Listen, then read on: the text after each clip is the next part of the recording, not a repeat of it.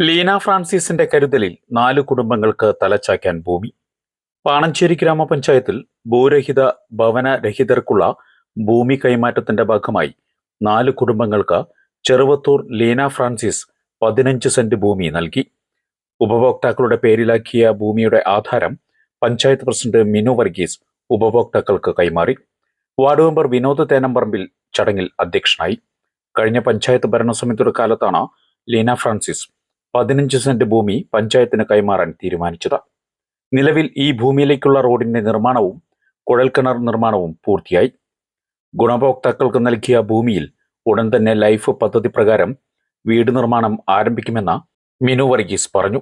വിലങ്ങന്നൂർ പായക്കണ്ടത്തെ ഭൂമിയോട് ചേർന്ന് നടന്ന പരിപാടിയിൽ ലീന ഫ്രാൻസിസിനെ പൊന്നാടയിട്ട് ആദരിച്ചു.